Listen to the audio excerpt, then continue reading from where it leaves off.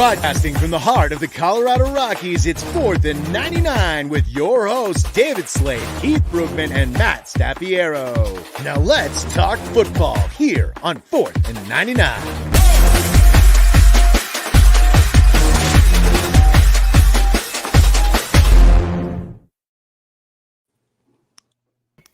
Hey, everybody.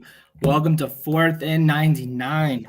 I'm with your host, Matt Staffiero, and I got Keith and David, Bruce Arians lookalike Slade with us tonight. Well, not anymore since I shaved. I I don't think I care. resemble him at all. David sticking with Kenny K is giving it to you, and it ain't going anywhere. Oh, okay. So, all right. Well, we're going to keep it there. Anyways, we just want to thank you guys for joining us tonight. We are so thankful you're going to be here with us tonight. We wanted, first of all, our show is going to be brought to you by Willow Seasonings and Blends today. Just a little bit about Willow. You can't really see it. We're going to be getting a new overlay so you guys can see it better next week. But the show is going to be brought to you in part by Willow Seasonings and Blends, LLC.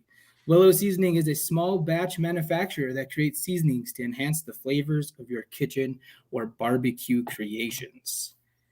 With that being said, a little known fact about Willow Seasonings and Blends, it's brought to you by our own very, very own David Slade here.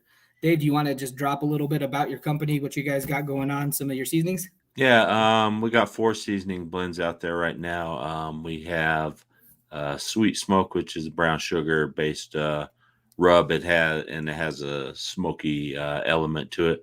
Then we have Sweet Heat, which is another brown sugar-based rub that has a little bit of a heat element. And then we have our fajita seasoning, which is really starting to catch on and take off, and people that use it love it. And then we have the high elevation SPG, which is a salt, pepper, and garlic that has a couple extra ingredients in there that really makes it different than your traditional SPGs. So head over to Willow Seasonings and Blends and get you some on order. Well, there we go. But before anything, how awesome was that new intro video, guys? I love it, man. Oh, yeah, I love it too. Makes it sound like it brought the energy, it brought the fire. I mean, I'm excited about it. A big thank you to Chris who did the voiceover for us. Big shout out to him. And I mean, it's just the first step, guys. We got so many more cool stuff coming from you. We're going to get some video and graphic stuff coming up here in the next few weeks, hopefully, to give you guys the best show possible. Well, with that being said, we'll give you a quick breakdown of what we're going to talk about today. We're going to talk about the Von Miller trade. You know, the good, the bad, the memories. It's going to be a pretty lengthy discussion. We're going to talk about the trade deadline, the anticlimactic trade deadline. I mean, Von Miller was probably the big hitter. We're going to dive into George Paton's press conference. Ton of Easter eggs labeled in there. The belief in Vic Fangio, is that legitimate? Is it just GM talk? We're going to get all into that. And then we're going to wrap up with our final thoughts and then with the prediction for tomorrow's game. So we got a ton of content for you guys today. It's going to be a wild ride. So, I mean, without further ado, let's just dive into it. And we're going to talk Von Miller for a minute. I mean, it was kind of a nice ending. Within a couple hours after he's traded, all this nonsense comes out about Halloween parties and this and that. Did he know for a week? Did he not? Let's put that. We'll talk about the trade once we get closer to the trade. Let's just thank Von Miller for what a great player he was for us. Not only was he a great player, he was a pillar in the community with Von's vision and all of he went to a million different youth sports events. The guy was just a true hero in our community, and I know I'm feeling one with Broncos country that's feeling pretty sad that he's gone now. I mean, I think let's just start maybe with our favorite memories. It might all be the same. I mean, Super Bowl 50 might go clear the board. But Keith, what was your favorite Miller memory? Yeah, I had to go right back to that Super Bowl 50, but maybe it's something that people don't remember. We kind of give Von a bad time, or maybe our current coaching staff for having him cover wide receiver. I still remember in Super Bowl 50, he was out on Jericho Cotchery. Ran a nice little route to the end zone. Von Miller stayed with him. I looked up the stats. He averaged 17.4 miles per hour covering Jericho Cotchery, knocked out the pass. I mean, he did so many things in Super Bowl 50, obviously, but Boy, I mean, just a tremendous athlete, obviously. We expect the sacks. We expect the pass rush. But when you got him out there on one of the fastest guys in the league, actually the fastest speed recorded in Super Bowl 50 was Von Miller at 17.4 miles per hour. That's probably one of my favorite memories that I have of him.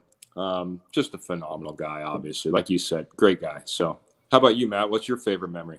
Oh, my favorite memory. So there's so many to choose from, but my favorite one will always be, it wasn't the Super Bowl 50 when we faced Carolina. It was earlier when we had played them. Cam Newton was running his mouth about how they're gonna light up the best defense, yada yada this, yada yada that. He comes in, obliterates Cam Newton, and does the Superman. It was just fantastic. If I had a close second one, it's really about the personality of Von that made him such a captivating player. Not only was he dynamic on the field, but that personality on the field. I don't remember. He knocked down Tyrod Taylor when he still played for the Bills, and he stuck his hand out and he did the whoosh, and he got the flag, and he was so animated about it. But it was just the personality that it was just it's going to be hard to not see number 58 on the field again. It looks like this Facebook user is going to be agreeing with me when he dabbed on Cam. It was the same game. So it was just the animation and personality, man. What about you, Dave? What's your favorite Miller memory? I'm going to say, and I can't remember who they were playing. All I remember is Von got a sack, one of many sacks. And he just got up and started doing like this Elvis type dancing with the gyrating hips and everything, and got a flag thrown on him, And after that, he sort of removed that move from his repertoire. But a fact that a lot of people probably don't know about Von Miller is his first play from scrimmage, he got a strip sack on his first play. Wow. So that was a good thing to see that this is the type of player that we're going to have in Von Miller. So, and he provided us with a lot of great memories that I too think it bittersweet that, he's gone. I mean, but I think it was time to move on from him. And I think the Broncos did him right by trading him to a contender. Yeah, absolutely. And I mean, now that we've kind of touched on the memories, I think we can slide into the logistics of the Von Miller trade. Essentially, Von Miller, there was a couple teams involved. It sounds like Dallas was involved. It sounds like Buffalo was involved. There was some thoughts that he could potentially go there, which would both be legitimate options as contenders. However, the rumored compensation was roughly a 4th or a 6th round pick. And that just didn't do it. That was initially Los Angeles's rumored compensation as well. However, once we decided to pick up the $9 million of the contract, they upped that to 2nd and 3rd, which is huge. $9 million was already accounted for. So I know you'll see it floating across the Twitterverse, across Facebook, all these fans that are mad. Oh my God, they paid $9 million to trade him. It's Rockies 2.0. That couldn't be further from the truth. He was already accounted for. We picked up his option. We were going to pay him anyways, whether he was here, and likely if he went somewhere else, we were going to have to pay some of the contract, as nobody could afford him. Right, and it's not like we were going out and trying to sign some high-priced, free agent or trade for somebody that was going to be a huge salary cap issue. So I don't see it as a problem at all, that we picked it up and we got great value in return for it. Yeah, I mean, talk about good GM management, and that's exactly what this was. I'm not sure exactly what options may have been out there, or who else might have been an offer, and it would have been kind of nice for him to go to Dallas, obviously, because he's from Texas. So I'm sure he would have loved that as well. But to get a 2nd and a 3rd, to pay the $9 million we had already allotted for his contract, and then to get 11 draft picks and send him to a great contender for him. I don't know if it's a win-win-win situation. It's good for the team. It's good for Von. It's good. It's on, and I know it's long-term thinking, but it's good for the fans as well. Yeah, absolutely. it's like we said already, it's going to be sad to see him go, but as Dave mentioned, it was time. There was uncertainty if he was going to come back. George Payton hit the nail on the head yesterday in the press conference. He said there was some uncertainty, and I think that was a valid concern. We don't really know what the state of the Broncos are moving forward, but we'll dive into George Payton's comments a little bit later. There was an interesting comment we've gotten so far here. It's saying that it should have been Chubb, not Vaughn. Could have got 3 picks instead of 2 picks and still paying 9.7 out of a 9 million out of a 9.7 contract, and a huge vet and a voice had a ton of champion and the hunger of a rookie to always prove himself. Well, you guys already know how I feel about Chubb. Well, first things first, you couldn't trade Chubb. He's technically still on the injured reserve. You can't trade an injured player. I mean, it's not ethical and it's not happening. Do I think that a Chubb trade should be explored? Yeah, possibly. But at the same time, his health is a humongous concern. The compensation on a Bradley Chubb trade, if we entertain the idea of it, it's not as high as you're thinking. Maybe you got 3 picks, but it might be a 3rd, 4th, and a 5th because health concern and his age, he's not been able to. Had 1 full season, or has he played a full season? I can't even remember. I don't think he has. I don't think he's played maybe his rookie season, and that was it. Yeah. But with the significant health concerns, I don't know if that would be a valid thought. And with Bradley Chubb, you have control. That's what the other thing we have to remember is control. Bradley Chubb's 5th-year option for $12.5 million next year has already been picked up. So Broncos have already invested in him in being a core piece of the future if he can stay healthy. Essentially, if we can't get him to maintain his health into next season, then it's likely he could possibly walk, and then we're stuck in a position with no edge rushers. But that's way down the line. The right move was Von Miller at this time. Well, and I think that 5th-year option would have been a deterrent to other teams as well. There's teams that probably have the same concerns that you do as far as injury and stuff, and they don't want to commit themselves to a $12.5 million contract next year, not knowing whether this guy's going to be able to play or not. Well, exactly that. If you look at where the Rams are sitting, we had to pay the $9 million. They couldn't have picked up the $9 million for Von Miller. Mm-hmm. If we would have put Bradley Chubb instead of Von Miller into that trade, they don't want $12.5 million next year. They're not in the position to pick that up. No, they're not. And whatever Bradley was due this year, we were going to have to pick up as well. Correct. I feel for the Broncos fans because I saw this, heard this, even heard from some friends. I think every fan thinks their player, especially one of their top players, is worth more than what is actually on the market. Had a good buddy came out and said, "Man, a 2nd and a 3rd, we should have got more." I'm like, man, we would have got it. And keep this in mind, we would have got, if we would have just let him go at the end of the year, he would have signed with somebody else. We were looking at a 2023 5th-round pick. That's it. Mm-hmm. This with a trade mid-season, we get a 2nd and a 3rd in 2022.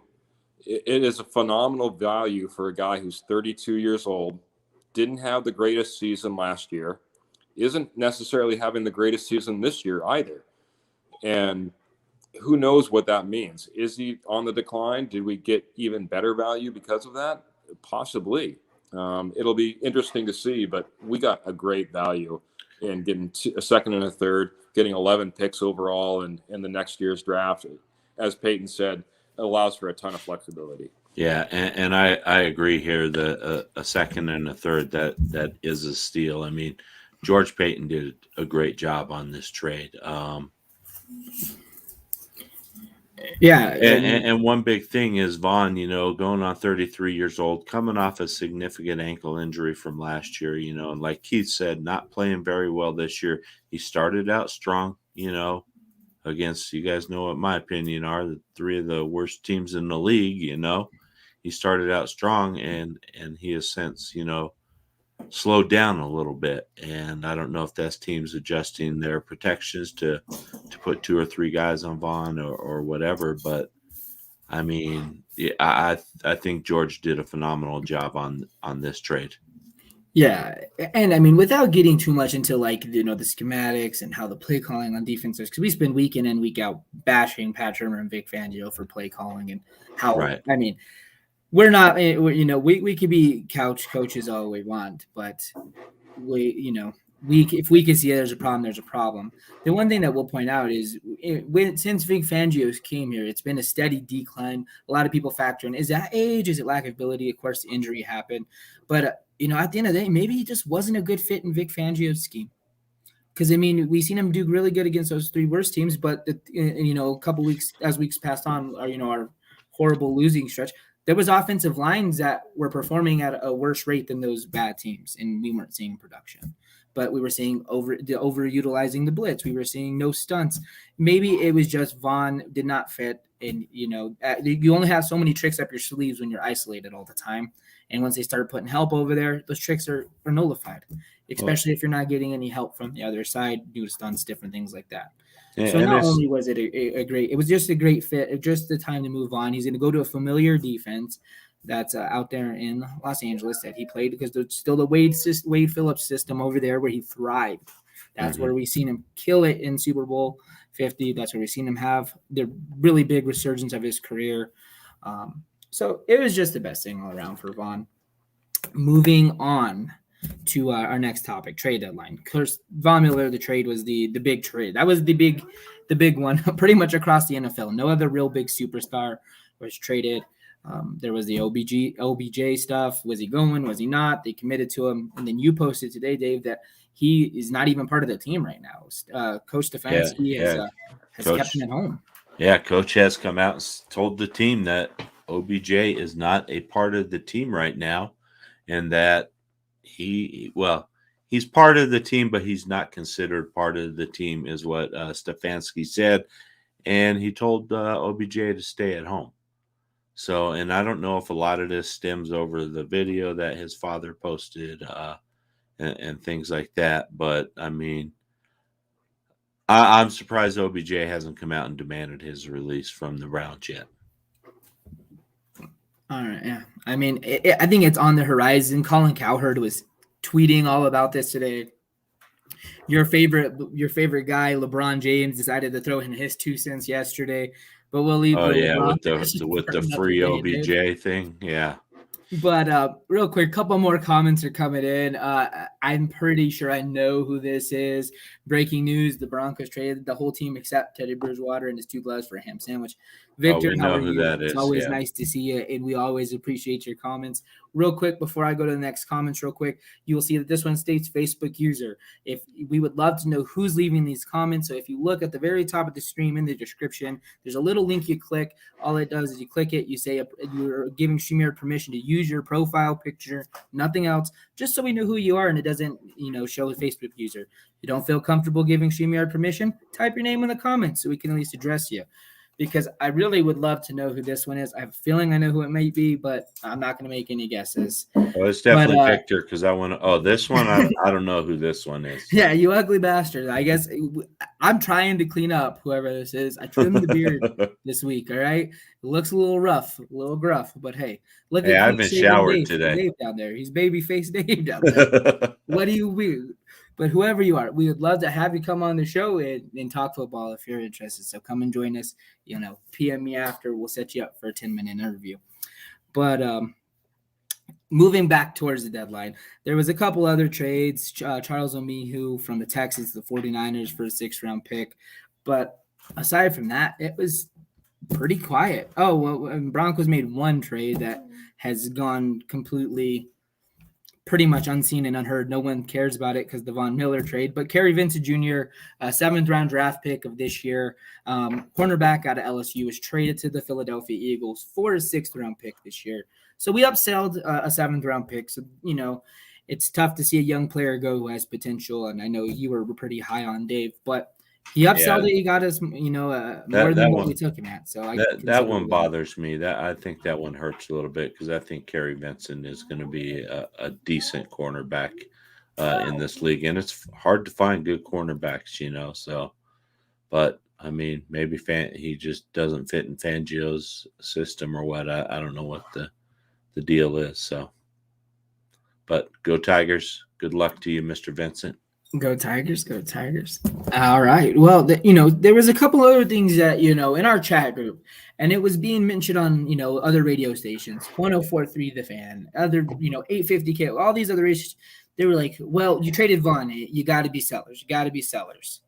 The New Orleans Saints needed a quarterback. Teddy Bridgewater's right here in Denver.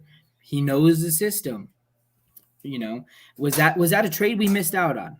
And I know we're all going to probably have a slightly different opinion here, but we'll start with Keith. What's your thoughts? Did we miss an opportunity here? I don't think so. I to be honest, the one thing that I do like about George Paton, listening to his press conferences, he does truly want to. I believe he truly wants to believe in this team and think that we have the ability to maybe put something together this year, but more than anything, have something moving forward. To give away your starting quarterback to another team, to fall back on Drew Lock, to completely change what you're doing. As he said, we're 4-4, not 1-7, not 2-6.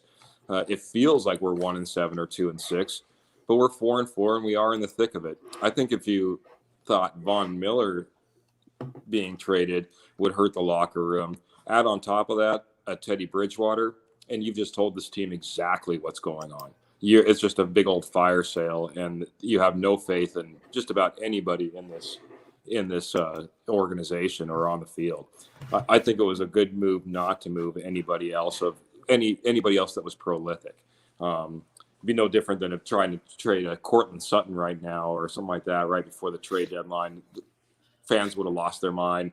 Team would have completely imploded. So I don't think it was a miss. I think it was a good vote of confidence for the team. And I'll let you go, Dave. Well, and we don't know if George tried or not. George may have reached out to New Orleans, and Sean Payton has said time and time again over the last, since Jameis Winston went down, that he is comfortable with his quarterback room. He has Trevor Siemian, he has Taysom Hill, and then they have Ian Book out there as well. So, Sean Payton says he's comfortable with him.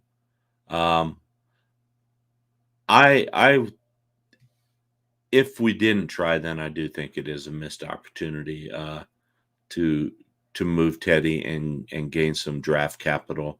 I think Teddy made perfect sense for New Orleans coming out of that system. He played there, and he played well when he played. He was 5-0 when he went in and filled in for him. And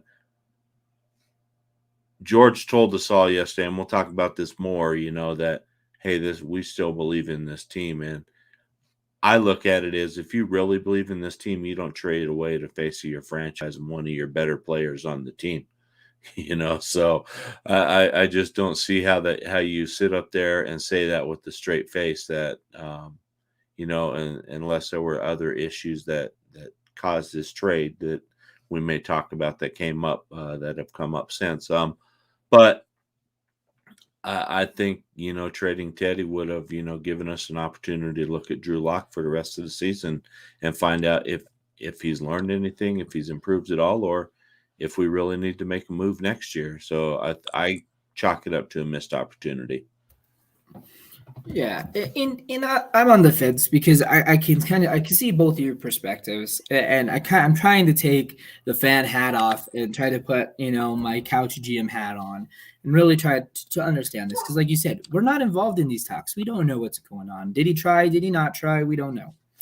But that and paired with a couple things that was said in the press conference is it feels like this team's been bought into. There's some hype, like he said, it's 4-4, not 2-6, even though the ugly football makes it feel that it's that way. It's been an ugly product offensively. But at the same time, this was George's guy in Minnesota. He's the one who drafted him. There seems to be some kind of allegiance to him, or this wouldn't have been the primary target in the offseason if the veteran route didn't fall apart.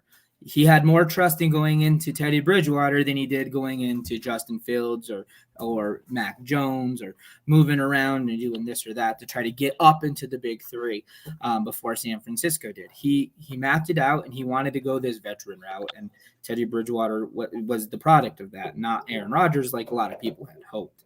But I think there's a dedication piece to it that kept him safe. I think that this is the quarterback that's going to be the one that we're having to buy into, whether we like it or not. And is it a missed opportunity? Possibly, but if you're only getting the 5th round pick and you're going to a quarterback that you may not have faith in, you're just like he said, you're selling it out, and you're telling to the team that this is something that we don't believe in. This is not being fair to Justin Simmons, not being fair to Lloyd Cushenberry, if they honestly feel that this guy gives them the best opportunity to win. Well, and I'll just add this in. From things we've heard from, other former players and stuff who have talked to people on the Denver Broncos, they were just blown away by this trade of Vaughn. They didn't see it coming. A lot of them don't like it, and I think that sort of gives them the thing that, hey, the coaches are giving up, but and maybe that's why George Paton came out there, was to just say, no, we're not giving up. But I think half of the locker room at least probably had that feeling that this team is giving up when you go and trade a player like Von Miller. It's not like we traded Kerry Vincent and that was it. Yeah. The big thing for me, I guess, especially just looking back, how big of a discount was Von Miller willing to take last year in order to sign for this year? Oh, none. Zero. But so you got to be as a GM going into next year, knowing that he's a free agent, he wants to get top dollar. Like, I guess I do believe in George Paton. I'll give him that. I like what George Paton is doing. I think he's building it right, as he says. We're not rebuilding; we're just building it right. And to be able to move on from Von Miller, who probably would have wanted a large contract still to stay in Denver, and get a 2nd and a 3rd for a guy who might be falling off, who's 32 going on 33. I think he's building it right. And I know it hurts. It hurts me too, believe me. Von Miller is, when you look at a guy who puts up 18.5 sacks in his 2nd year, you want to see that on the field again. You want to see that leadership. You want to see those dances. You want to see everything that he brings to the Broncos. But boy, it's really tough when you're, and I think he wavered a little bit. Someone asked him, and he said, if you believe in this team so much, but you're saying that we're sending Vaughn to a better place. Well, which is it? Are we a legitimate contender, or are we just trading away a player? He said, well, we're not there yet. We hope to be there. We hope to be where the Rams are off and running today. So let's face it, we do need more pieces. We need more parts, and to tie up a ton of money into a veteran guy who's starting to fall off, it just makes good business sense, in my opinion. So I don't buy into the fact that, hey, this is a bad decision and this is I just don't buy it. I'm sorry. No, and I agree. It's a good move. But the message that it just sends, and honestly, you look at the remainder of our schedule, and you as a coach and a GM and even some of the players, you look at that schedule and you're like, there's no way we're making a run to the playoffs. Agreed. I hate to say it, but the problem is not the talent on this team. We have talent on this team. The big problem is the coaching staff that we've talked about week after week after week. And I just don't know how we can let an inept coaching staff stay in place and expect for things to change when these coaches have shown that they don't have the ability to make change. No. Yeah, I'll give you this. I think there was definitely some lip service from George Paton in that press conference, right? Oh yeah. You have to, and to the team as well. You can't go in there and say, well, We're 4-4, and so we're just going to blow this up. There's no way we're doing anything. Look at the rest of our schedule. I mean, you can't do that to the team. You can't do that to the fans. No, you can't. But and the other part of the lip service, I believe, in part, is I believe in. I think he has some belief in Fangio. I think he's truthful in when he said that, hey, the part of the reason I came here is because of Fangio. I'm not so sure if Shermer he has that same faith in. And to be honest, I think we're just going to get to the end of the year, and I think that Peyton needs to feel that out. He needs to get a full year as him being GM with Fangio, with Shermer, and then at the end of the year, he's going to make some calls and make some changes, in my opinion. Yeah, absolutely. Well, we're going to slide into George Payton's press conference here in a quick sec, but I want to talk one more potential trade two potential trades that we may have missed out on. But I want to throw my conspiracy theorist hat on here for a second when it came to the Teddy Bridgewater trade. We should have got Joe Flacco back instead of the Jets. Oh, no. No, I don't think Teddy Bridgewater was traded because I think Teddy Bridgewater is part of the plan next year. And hear me out. This is either way we go. Teddy Bridgewater, if he doesn't perform well, or he performs at this rate that he's at right now, he's likely not going to go out there and command that massive contract like Carolina signed him to. He's going to be looking at backup money. Teddy Bridgewater knows that if his play isn't at that starter's level, he's going to go back to that role, and he's been content with that role. All right? And this is where I'm going with this. I think Teddy Bridgewater is here because he's going to be re-signed. He's going to be offered an extension at that backup role. And this is where it gets interesting. Denver, they got all this capital. They go get Aaron Rodgers. I know you and I, Dave, don't want this to happen, but they're going to just put the conspiracy hat on. They go get Aaron Rodgers. What does Aaron Rodgers not want behind him? He doesn't want a young kid. He doesn't want someone he's going to have to groom. He doesn't want any of that. That's not who he is. That's the whole thing that started the rift in Green Bay. So who better than to have Teddy Bridgewater, who's no threat, nothing to you. He's just there to ride the pine, hand you the clipboard, but you go down, you have an injury, you're going to miss a couple weeks. You have trust in the guy that's going to come in because he already knows the system. He's proven that he can win games, and he's a decent backup. Bam. You don't get Aaron Rodgers. You use your capital to go get, whatever quarterback you want, or because quarterbacks are sliding, believe it or not. They have slid into the back half of the 10, so quarterback is firmly on the plate for the Denver Broncos. Matt Corral's average pick is around 7 to 8 right now. Wow. So, that speaks on the quarterback class itself. As much as we don't want to hear it, Teddy Bridgewater is a mentor type. He's got the quiet leadership that George Payton hit on. You're paying him back that money to come in and groove your guy. It's a win-win either way, and I think that's why Teddy Bridgewater is still here. I think he's going to be part of the long-term plan either way we go. That's my thought. I don't know. Take as you will. It's not an inspiring thought, but that's where we're at. It's either rebuild with a rookie or get this veteran. And I'll give you this. I think that Peyton has more faith in Teddy Bridgewater than he does in either one of the coaches that he named, Fangio and Sherman. I second that. Unfortunately, I do second that. But here we go. David Slade. Here, real quick, Dave. David Slade, head coach. Peyton Manning, offensive. Fangio, defensive coordinator. I got to think this is Victor, but if it's not. It's Victor. It's Victor. So. Are you sure your wife's not in the other room?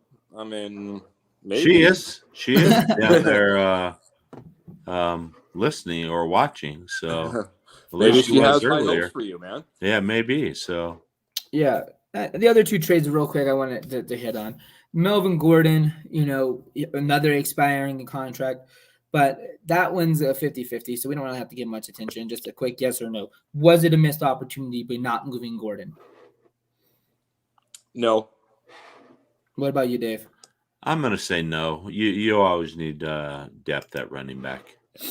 Two running back agree system with is you. important. It's a no across the board. As much as I thought it would make sense, the compensation versus what you're going to have to eat more contract, it just didn't make sense.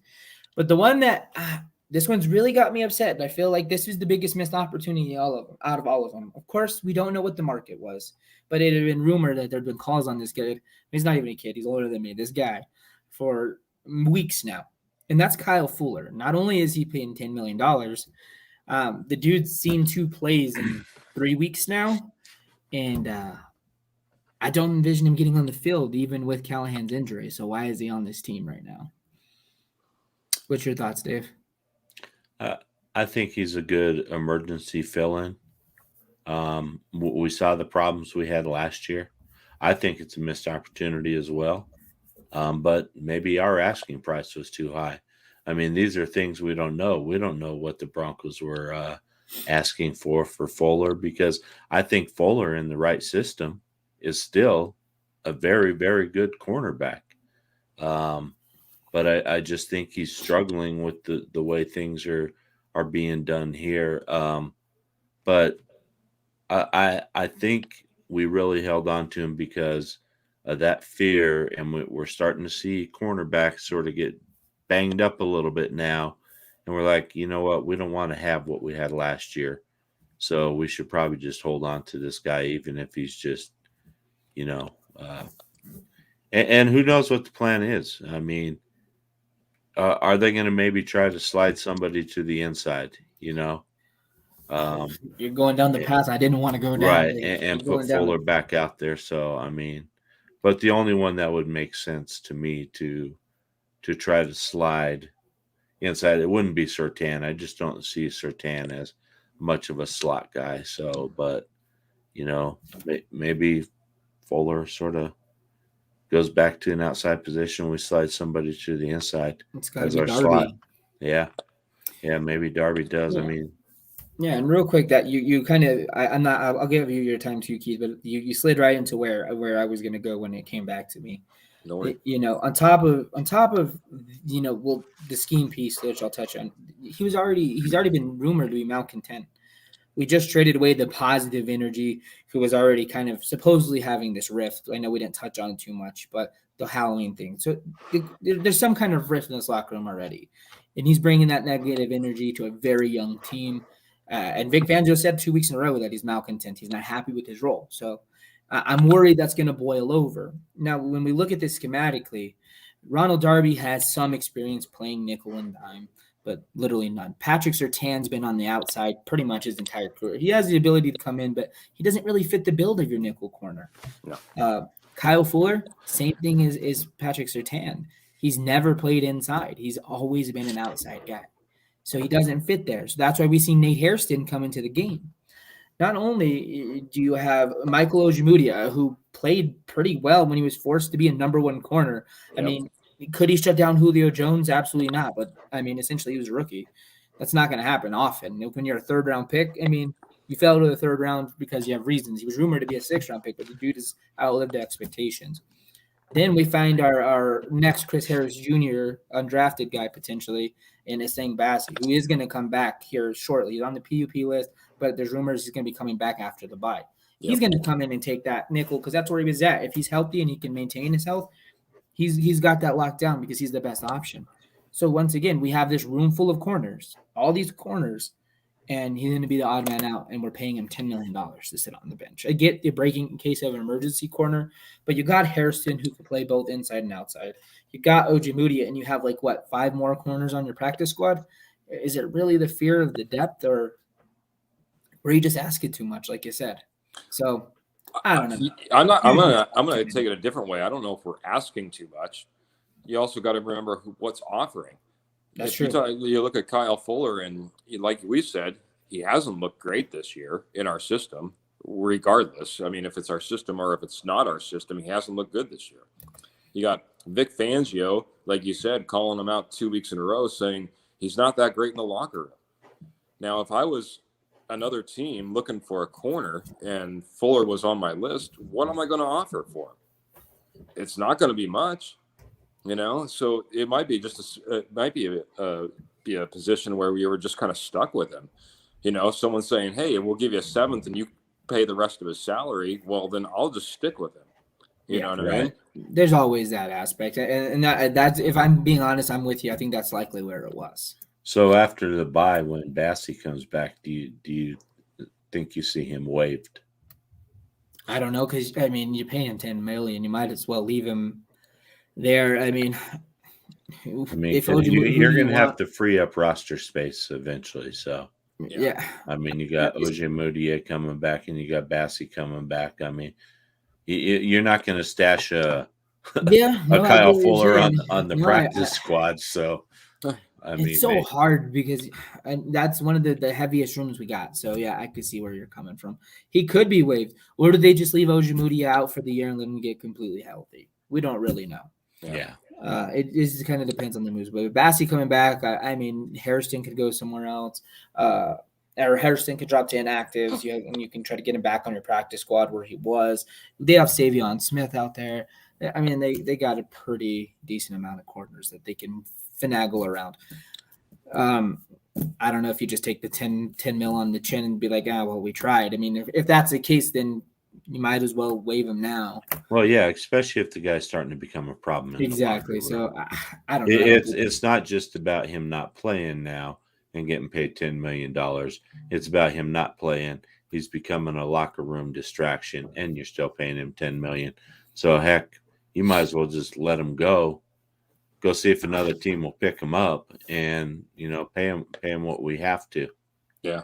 And like you said, I think it's just a matter of getting those guys back and knowing they're healthy, whether it be IR or PUP or whatever, just getting guys back in the building, getting them back in the practice field before you feel comfortable enough letting the Fuller go. Because as of right now, it's not like we're thick in corners, but we could be. So. Yeah. All right. Well, I think we beat the trade deadline to death as much as we could have.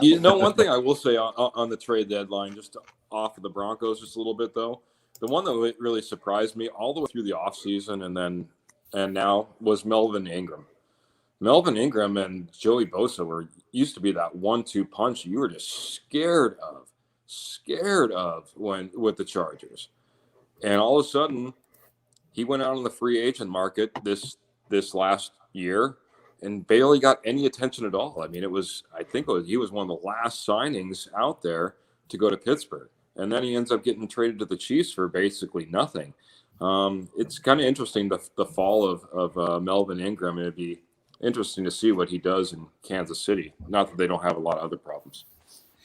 Yeah, just to highlight that, one thing that we did see is Kansas City was buyers. They went out, they got another tight end to help out Mahomes, who's also kind of a blocking / vertical guy from New York. They gave up a backup guard who used to be a starting guard.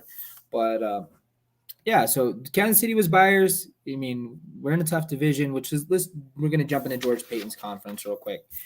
I'll read the quick hitters that I pulled from it yesterday. He claimed support for Vic Fangio and the staff, claims Vic Fangio was the reason he wanted this job, does not feel the Broncos are heading for a rebuild. He's confident that the team can turn 4-4 to a possible playoff push, and he will remain committed to Teddy Bridgewater. He's our quarterback, our leader, and he has no questions about it. Take your pick, Dave, on which one you want to kind of break down first. Well, first thing I want to break down is this: we're 4-4, and we're going to push for the playoffs. Now, I didn't expect George Payton to come up there and say, "Hey, guys, we suck, and don't know what we're going to do. We're 4-4, and we'll probably finish the season, 5-11, 6-10 at best." I wasn't expecting him to come out there and say that, but I mean, realistically, you got to look at this schedule, and you got to say, when I look at this schedule, I see two possible wins on this schedule, and that's Philadelphia Eagles.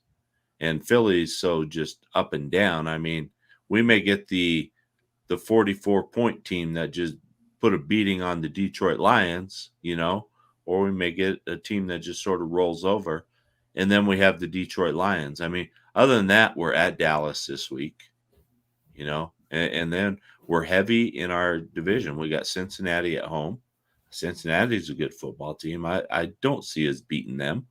If we do, it's going to be a mighty task. And then you got the Chargers. Though. That one's not impossible. It's not impossible. I'm not saying it's impossible, but it's unlikely. You got the Chargers twice, you got the Chiefs twice, and you got the Raiders one more time. I just don't see where they think we're getting these wins to get into the playoff picture. Right now, when we're sitting at 11th, I think we're one game out of the playoffs right now. One game. Yeah, because but we're 3 positions out though. Depending on because of depending on the tiebreakers. metric that you're looking Well, that they're utilizing. because of tiebreakers and things like that, we're Yeah. sitting in 11th right now. Yes. So Yeah. I just don't see it. I think that's the one thing that really blew me away. And the whole thing is that we think we're in the hunt. But like I said, I didn't expect them to come out and just say, "No, we don't have a prayer, and we're gonna break camp and get out of here." So, what do you think, Keith? You know, I'm kind of mixed on this. I guess I look at the Chiefs. The Chiefs are struggling. They barely beat the Giants the other night, a Giants team that we handled. You look at the Raiders. Hate to say it, but they have a few problems of their own after this last weekend or the last couple of days. You know what I mean? And they continue to have issues. So there's a path that the Chargers lost last week, which no one expected to see the Chargers lose. So, Right. You know, it's enough up in the air that I can see where there's a slight path to the playoffs. Is it Rosen or is it paved with golden bricks and we're all going to go skipping along? I don't think so. But I understand where he's coming from. This is what I got from George Paton's press conference, though, on a completely different other side. He said we need to play better. We need to run the ball better. We need to protect Teddy better. We need to be better on crucial downs. And we need to get the defense off the field quicker. Mm-hmm. These are all things that every single one of us have been beaten on week after week after week after week. And I think he understands. This is where I say I really like where George Paton's head's at. He may be giving us a little bit of lip service when it comes to, hey, we're still a contender. Hey, I really believe in Pat Shurmur. You know what I mean? I think it's an ongoing conversation that changes need to happen or changes will happen at the end of the season.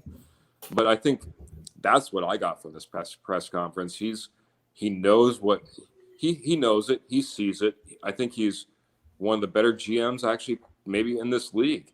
And if he gets a good head coach and a good offensive coordinator to go with that, we might just see this all play out, especially with 11 picks in 2022. And like I said earlier, this team has talent, you know, and I'm not questioning the talent on this team. Yep. If these coaches can come out and make the changes that they need to make, then yeah, we could make a run. Because yeah, Kansas City is struggling. You know, the Chargers, they're up and down. The Raiders, yeah, they're sort of in turmoil right now with off the field issues. But we saw what happened after John Gruden got fired. They came in here and just beat the brakes off us. Yeah. You know, and I mean, you don't know how this Raider team's going to respond to this Henry Ruggs situation, you know. Yep. But like going into Dallas, I mean, it's going to take perfect game. I mean, but we do have the talent to do it. These guys just are not being utilized properly by these coaches. It was bound to come. Victor, I will highlight George Paton's comments in this, that they are committed to Teddy Bridgewater, and that's not happening right now. But anyways, back to what you were saying, back to the playoff push. Looking over the schedule, I want to point out a couple of things. Cowboys, Dak Prescott's health's been up and down again. He's going to come out. He's got a full week of practice. We've seen what he was like in that very first game after the full season off. But, I mean, this is different. Your body's not taking that full time to heal. If he's getting hit in a couple of times, and what we've seen last week against Washington when we seen Jonathan Cooper and Malik Reed in, Malik Reed played the best he's played all season. Jonathan Cooper, man, that dude's the heart of this team right now. The dude wears his heart on his sleeve. When he's in there, that defense has a whole nother energy. Now, is it going to be effective? I don't know. But if this team, you come off a kind of a crappy win against Washington, you come into Dallas and you beat the Cowboys, who's everyone saying this is the team. That confidence, all that malcontent that we're talking about, that confusion, that rift, that could change. You just went to America's, and I agree. Went home to America's team. If we can go into Dallas and pull out a victory, I mean, it's going to be a major upset if we do. No, it's going to be the biggest upset. If we do, yeah, that can change the confidence level of this team, and it could propel us to what you call it. But if we go in there and just get the tar beat out of us, You It know, could be the how's that complete good? opposite. Right. So I'm gonna take the conspiracy theorist out. I'm gonna take the Matt DeFaro armchair coach, as Jerry Murr likes to call me. I'm gonna put my Jerry Murr hat of optimism on, and I'm gonna break down the schedule in the Jerry Murr attitude here. You're gonna love this one, Dave. So I look at it and I see Cowboys. It's not a favorable matchup, but if you do manage to squeak out a win, it's gonna do magic for you. We just talked about the Eagles. They're up and down, up and down. The Chargers, they're on an 0-2 skid right now. Not only did they lose to New England last week, they got the break. We talk about the breaks getting beat off of us. The Ravens dominated Los Angeles. Only let Herbert put up 6 points that game. Dominated them. Okay. Then we go to the Kansas City. Kansas City hasn't been able to put together. Could they put it together? Absolutely. They got the coaching, they got the talent, but we haven't been able to see it. You know, they're unstable. They're up and down. Lions, they beat themselves most of the time, but winnable game. We look at Cincinnati. The Jets just came in and they beat Cincinnati with a quarterback that nobody's heard of. We talked about them. Are the Cincinnati Bengals overachievers? It's possible. We look at the Raiders. The Raiders came in, they kicked us in the teeth in a very special weekend to us, right? Unfortunately, we know what happened with the Raiders today, but the guy who started the fire for the Raiders isn't on that team anymore. That guy who got the over-the-top play and brought out the panic sheet, the over-the-top guy, the splash play guy, unfortunately, due to those circumstances, he's not on the field. They don't have that guy, that spark guy anymore. Unless Josh Jacobs comes in and can pull a Najee Harris, that offense is lost one of their biggest playmakers due to the unfortunate events of what had happened. Then we follow up with the Chargers, who we've already highlighted are unstable. The Chiefs, who are also unstable. I'm not having this ray of optimism that I think this is going to happen, but there is a path for them to get there. And the path may not, you have to be in your, win and get into the wild card. The AFC West, which was beautiful in the beginning of the season, has completely turned into a bunch of turmoil across all four teams. The division may not be as far out of reach as we think it is. And I mean, that's my hat of optimism. I think that's going to happen. I feel it's unlikely, but there is a path. There is a path. Can I rain on your parade now? Go for it. You know what this is going to take for something like this to happen? Almost perfect coaching. Oh, believe me, that's why I said do you trust Vic Fangio and Pat Shurmur to coach perfect games from here on out? But I mean, that would be them winning every game. How many games do they have to win to squeak in the playoffs? How many games do they got to win to get ahead of New England? How many games do they got to win the division? If Las Vegas goes on a losing streak, KC continues to be streaky, and Chargers continue to be streaky, how many more wins does it take? You go ahead and continue with. No, I'm just asking you, how many wins does it take to win the AFC West right now? I think the Chargers are going to fix what's wrong with the Chargers. I just don't see them continuing this, and unfortunately, I think the Chiefs are going to figure something out too. The Chiefs are too talented to be like this. I mean, I know their defense gives up a lot of points. Their defense did the same thing last year, and not every team that the Chiefs are going to play have the personnel to chase Mahomes around, and cover their tight ends and wide receivers and everything else. So I said, it is an ultimate ray of optimism. But there's one stat I do want to highlight about our division. The points allowed. The Broncos have allowed significantly less points every game. So if this defense comes in with a higher motor, now that they've seen what they've done without Von Miller, and that points per game total goes down, you come in here and you see that your defense goes out and they, do their best. They keep these games close. You split the series, but you're still not feeling confident in Pat Shurmur. The bye week's there, week 11.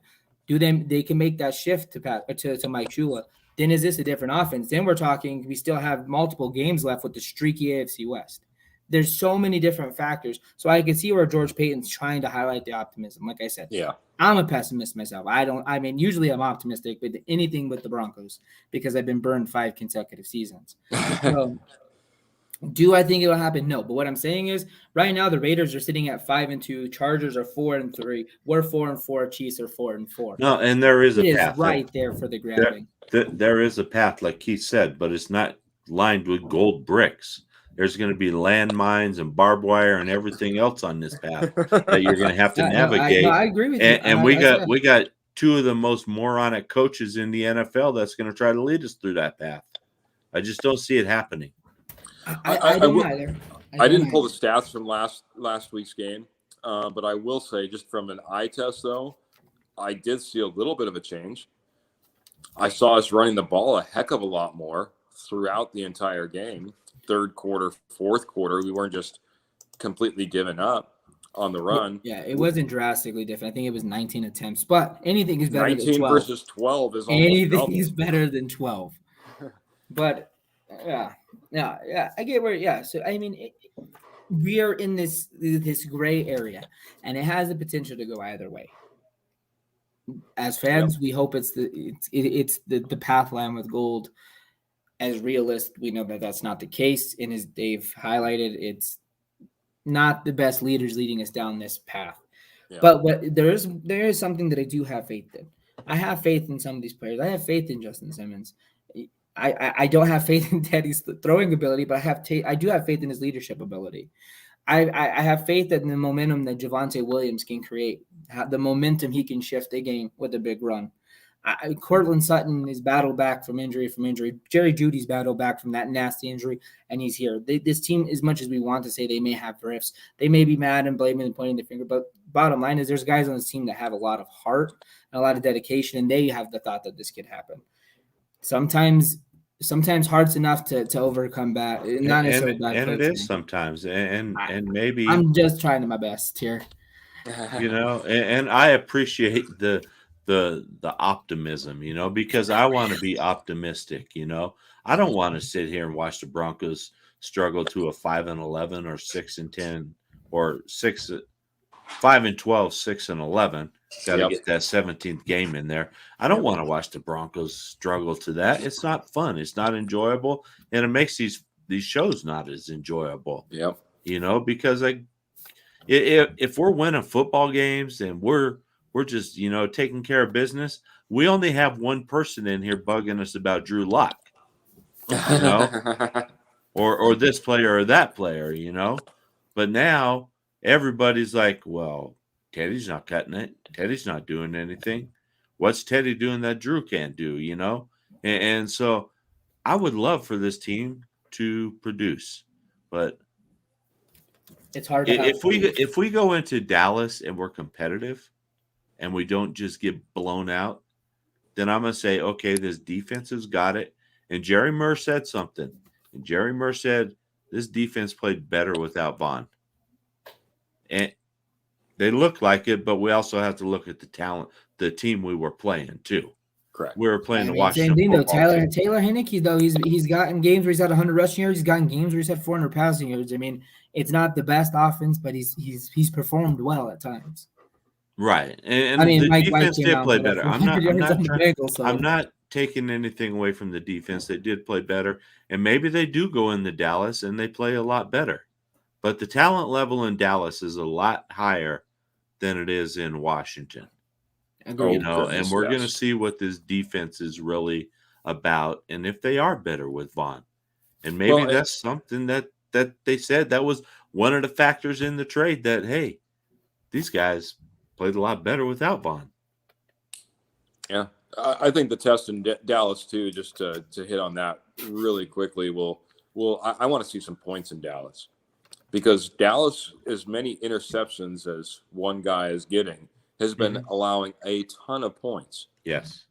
So if we go in there and we're squeezing out only 14, 17 points against this Dallas defense, well, then we can continue to point towards the offense, and mainly that offensive line. If Teddy keeps getting hit and we can't ever run the ball, there's only one place you can look. It's the offensive line. Yeah. They got to be good at one. I will say, because you reminded me, we are without Garrett Bowles this week, which is going to be a major factor. Yes. In the offensive line. That does hurt the Jerry Murr kind of optimism a little bit. And just to clarify, and I just looked this up, Dallas is giving up 23.1 points a game. So it's not like they're giving up 30 points a game. We're going to have to go in there and we're going to have to score, and that's one thing. And like Matt just said, Garrett Bowles is out. Yeah. That Dallas pass rush is scary. Yes, it is. We might see Drew Lock because we don't want, in a manner reasons. We don't want to see Drew Lock, and that's with Teddy getting hurt again.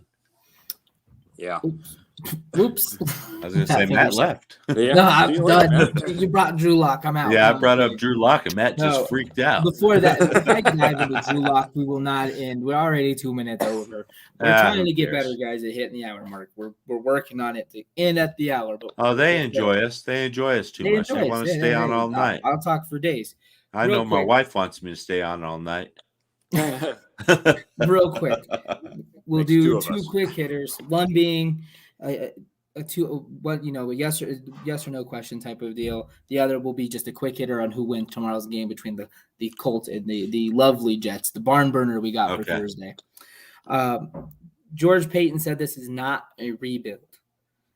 He didn't say the word. He didn't say the revamp word. But in your opinion, is this team suited for a rebuild or a revamp in the term of John Elway, or the reboot in the terms of Vance Joseph? Rebuild, reboot. Keith, what's your rebuild or revamp in your opinion? I'm saying revamp. I think we'll see it mainly on the defensive side, and that the offense has so much young talent. We're just going to continue to develop that. He talked about building it the right way. This is the right way. You don't go out there and you don't pay Deshaun Watson a ton of money, and I don't think we go out there and pay Aaron Rodgers a ton of money. I think we build it the right way. All right, what's your opinion? Revamp, rebuild, Dave? I'm going to call it a revamp as well. We have a very strong core to this team. There's going to be some veterans that leave, and I see us revamping this team through the draft and some strategic free agent signings, but I don't think that George Payton is going to be as careless as his predecessor was. I think we're going to sweep the board here. We're going to go with the Elway 2.0 type mindset here. I don't even know. You hit the nail on the head, though. You hit the nail on the head. It's not going to be as flamboyant or risque as his predecessor. He's going to revamp this team because there is a lot. We looking back and looking how we draft this year. I don't agree with the PS2 pick. We already know that. But he's established a core piece of this defense. He's invested a young core on offense already. He needs to get a couple veterans there to kind of rein in the youth. Same thing on defense. It's the young core is flipping to the defense now, so they're going to have to bring some veterans in. They got a ton of money. If they don't throw it all at a quarterback, or the quarterback comes in willing to move around some funds or whatever, we're a different team next year. So I'm going to reserve the Elway 2.0. I'm going to take it off too until after this season to see how he handles this coaching staff, and if he does get rid of this coaching staff, who he brings in, and then 2, how he handles this quarterback situation, because this is something that his predecessor has mishandled for 5 consecutive years now, and longer than that, actually. So I'm going to throw a quick question to both of you guys. Would you guys be okay if we brought in a premier offensive coordinator but held on to Vic Fangio? You're killing me, Smalls. You're killing me too. No, I would not. I think the HC job is just too big for Vic. I think Vic. Right out of my mouth. I think Vic can still be a good defensive coordinator, and I think that's what's sort of affecting his defensive coordinator play calling here this year, is trying to juggle in the head coaching stuff as well. I don't think I would want Vic here. Okay. I've even told Matt I don't even want a defensive coordinator as our coach. I want to go with the offensive mind and let's see what it can do. Our last 2 defensive-minded guys were failures. Yeah, I agree. If we make a change, I would like to see an offensive guy. But we're all in agreement, Sarah. We've swept the board. But if George actually did come here because he likes Vic and he keeps him, then yeah, I'm with you, Keith. Bring in a very young and very good offensive coordinator. You do not allow him to keep Pat Shurmur on this staff. yeah, I just look at it. If you bring in a guy that all of a sudden, is producing and the offense is producing on the field, I think that takes a lot of pressure off of Vic at the same time. I think Vic cannot concentrate on one side of the ball rather than right now. Boy, I'd hate to be Vic. Man, you're supposed to be the defensive guy, and every time that you run your offense out there, it's looking terrible, and you're having to run down the sideline or have conversations all week long about what we're going to do on offense. He doesn't have a concentration point for his own defense when he's having to try to be a head coach that's also trying to make up for Sherman, in my opinion. Right. Every time the offense goes on the field, Vic's mind starts turning. What stupid thing's going to happen now? Yeah. And let's take that last possession of the Washington game. Oh boy. Yeah.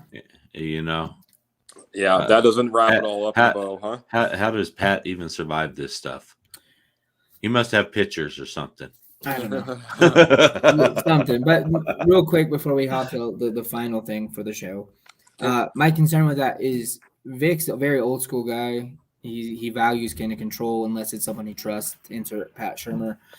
I don't know if he would trust this young kid, this young, innovative head coach, the offensive coordinator. I feel like there would be a rift. I just feel like it would be a bad personality match. We don't really have any young, innovative coaches on this roster and this entire coaching staff. Yeah. It's just not his gig. I just think it would be a bad idea to mix that way. With that being said, we got the most exciting Thursday night game between the Colts and the Jets tomorrow. Quick hit it. We're about 10 minutes over. Keith, who you got? Despite what we saw from Carson Wentz and that wonderful pass from the end zone, I think the Colts still end up winning this game. I just don't have any faith that the Jets can continue on the path that they had last week. We would love to see a chance for the quarterback again, but I think it's going to be Carson Wentz and the Colts that end up getting the win. Not a blowout. It'll be close though, and probably really, really boring. All right, Dave. What about you? Where are you going? Yeah, I'm going to go in honor of my late daughter's. I think is her 4th grade teacher. I'm going to go Jets, Jets. Wow, that's bold. You do not know how bad I wanted to go Jets. I'm riding the Mike White train, not the hype train, but I can't take any more risk. I got to hedge my bets here. I got to go with the Colts. I had a bad week. This is why I'm in last place. I'm picking with my heart at times. Yeah. I was impressed with what the Jets did against absolutely. And maybe Robert Sell is turning the corner with that team, and yeah. I mean, the replacement quarterback played pretty dang good. If he comes in there and outplays and makes Zach Wilson look like garbage, I don't know, man. You got some problems. It's maybe the Robert Griffin III, Kirk Cousins dilemma all over again. It could be, Maybe we could trade for Zach Wilson, huh? Oh, I don't know. No, thank you. No. We'll leave that. We'll leave that to be the Jets' mess. But anyways, guys, real quick before we close off, we want to. We're gonna give you guys a plug to where you guys can find us. You can find us on the Rocky Mountain Sports Report group on Facebook. You can find us on the Rocky Mountain Sports Report Facebook page. You can find us on Instagram at Rocky Mountain SR. You can find us at Twitter at Rocky Mountain SR. You can find me at Staffiero NFL. Yeah, look at that. I'm getting all fancy. Trying to get my blue check mark, guys. Trying to get the blue check mark. But if you guys want to throw in your quick Twitter handles, either one of you, if you guys have them available. You can find me at the Denver Bronco Roundup, whether it be on Instagram, Facebook, Twitter. We got them all 3 out there. Find me there. Be glad to talk some football or hear your opinions out there, guys. And you can find me on Twitter at the Bayou BAYOU Bronco. But I might have to go the route that Matt's going, and what'd you say it's new. I had the urge to go Staffiero NFL last week, and I took it. I'm like, I got to be legitimate. But while you work on your next Twitter handle, Dave, I want to also thank our sponsor and who brought the show to life today in Willow Seasonings. They got a ton of great stuff. Dave, is there any promo codes for this month or not yet?